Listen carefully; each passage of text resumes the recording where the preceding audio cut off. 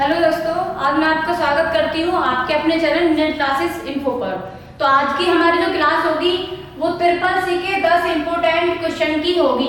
आशा करती हूँ आपको ये समझ में आए। चलिए स्टार्ट करते हैं अपनी आज की ट्रिपल सी की क्लासेस।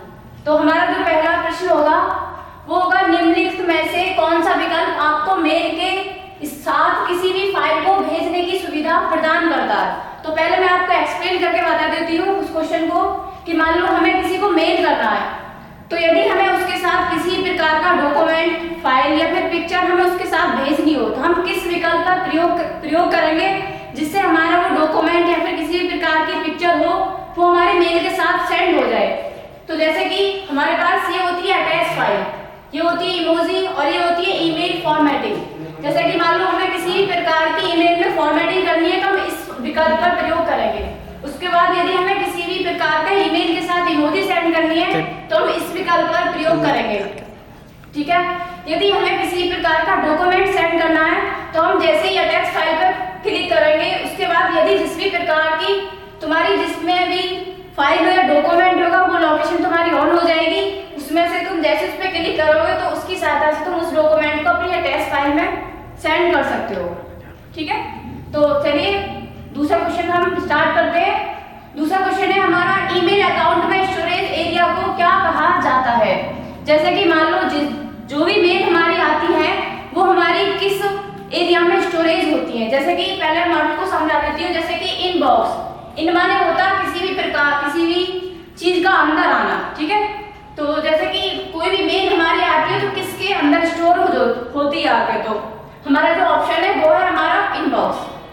ठीक है। किसी भी प्रकार की मेल यदि हमारे अकाउंट में या फिर हमारी जीमेल पर आती है तो वो हमारे इनबॉक्स के अंदर ही मिलेगी। ठीक है।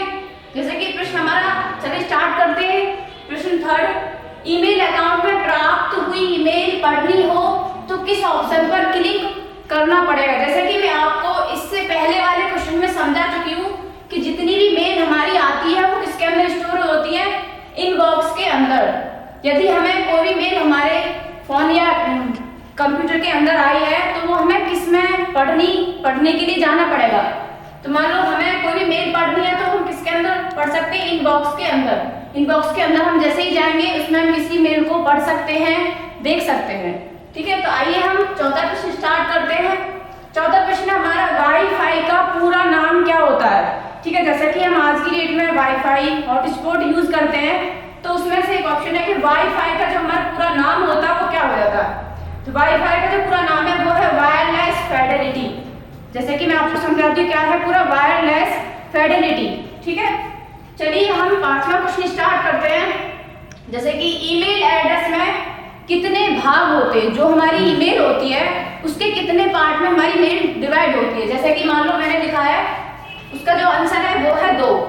मैंने एग्जाम्पल के साथ आपको समझा रही हूँ। जैसे indian@gmail.com मैंने लिखा है। ठीक है। तो जो इंडियन तक का है वो हमारा पहला पार्ट हो जाता है मेल का। ठीक है। और जो हमारे @ के बाद जो दूसरा वाला पार्ट होता है उसे हम दूसरा पार्ट बोलते हैं। जैसे कि यहाँ तक का जो पार्ट होता है उसे हम बोलते हैं यूजर नेम। ठीक है। जो हमारा उपयोग करता होता है। ठीक है। दूसरा जो होता है उसे बोलते हैं हम डोमेन नेम। जैसे कि हमारे डोमेन नेम होते हैं .com हो जाता है। ठीक है। .in हो जाता है, हमारा .org होता है। तो इनको हम क्या बोलते हैं, डोमेन नेम बोलते हैं। तो इस प्रकार से हमारी जो ईमेल होती है वो 2 एड्रेस में या फिर 2 पार्ट में डिवाइड होती है। पहला जो है वो हमारा यूजर नेम कहलाया जाता है जो हमारा इंडियन है। जैसे कि जो दूसरा भाग है वो हमारा डोमेन नेम कहलाया जाएगा। जैसे कि .com हो जाता है, .in हो जाता है, .org हो जाता है। तो आइए अब हम पढ़ते हैं प्रश्न नंबर 7। ठीक है। तो प्रश्न नंबर 7 हमारा क्या है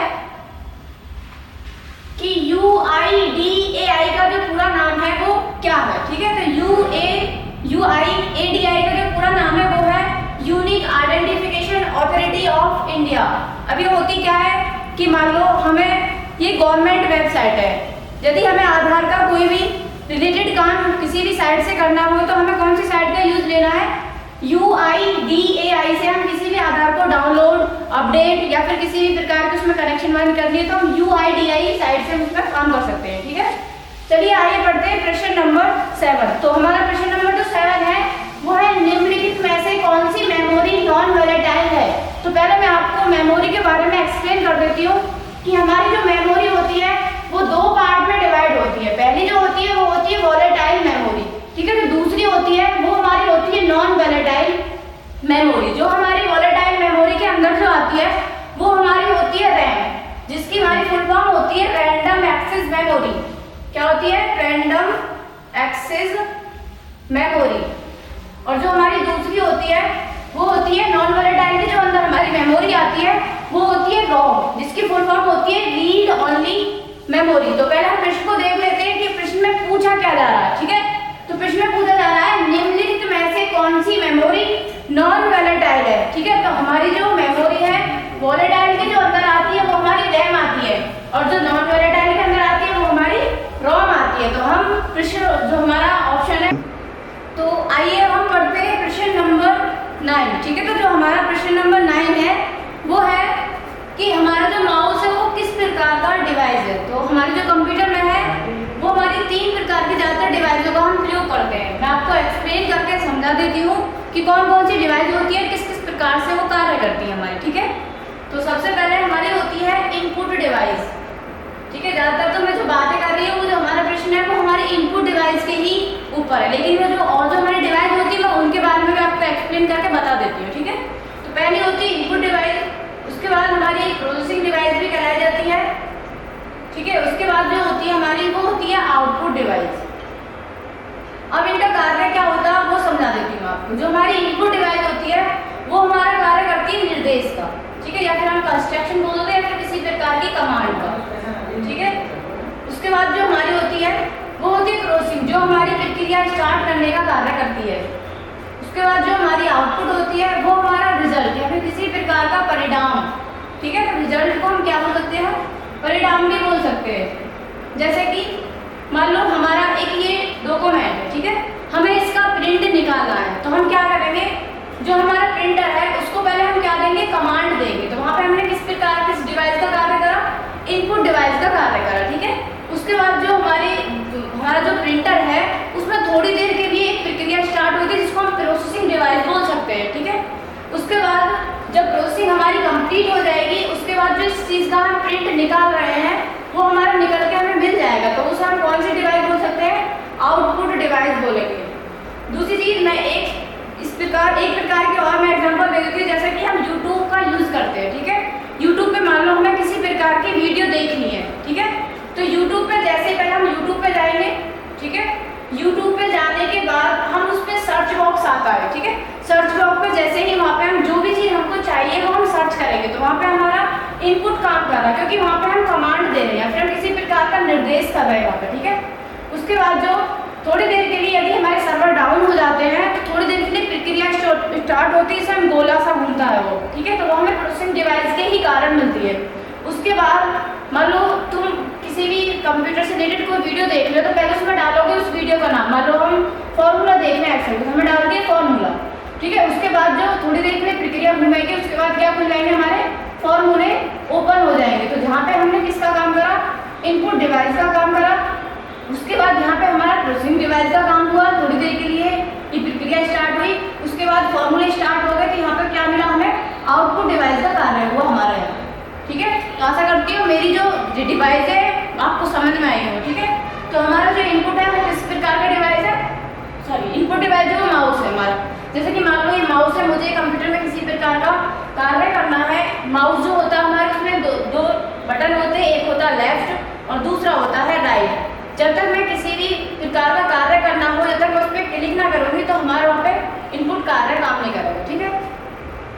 उसके बाद आते हैं प्रश्न नंबर 10 पे। हमारा जो प्रश्न नंबर 10 है वो है हमारा इंटरनेट पर वस्तुओं के व्यापार की प्रक्रिया को क्या कहते हैं, या फिर जो हमारी डिजिटल सेल जो होती हैं उसको हम क्या कह सकते हैं, ठीक है। तो उसको हम कहते हैं ई कॉमर्स, ठीक है। जो डिजिटल हमारा आदान प्रदान होता है उसको हम ई कॉमर्स कहते हैं। जैसे कि मैं एग्जाम्पल के थ्रू आपको समझा देती हूँ कि हमारा मान लो एक कंप्यूटर है, ठीक है, वो मुझे सेल करना है, तो मैं चाहती हूँ कि ये डिजिटल ही किस प्रकार से मैं इसको सेल करूँ। तो मैंने उसकी जो साइड है वो मैंने फ्लिपकार्ट पर डाल दिया, ठीक है। फ्लिपकार्ट पर डालने के बाद ये हमारे एक प्रकार से क्या हो जाएगा? व्यापार मान लो, डिजिटल बिजनेस मान लो एक प्रकार से, ठीक है। अब मैंने फ्लिपकार्ट पे डाला, किसी भी एक कस्टमर भाई साहब ने ये हमारी लिंक देखी और हमारा जो ये कंप्यूटर है वो उन्होंने सेल कर लिया या फिर खरीद लिया, परचेज कर लिया।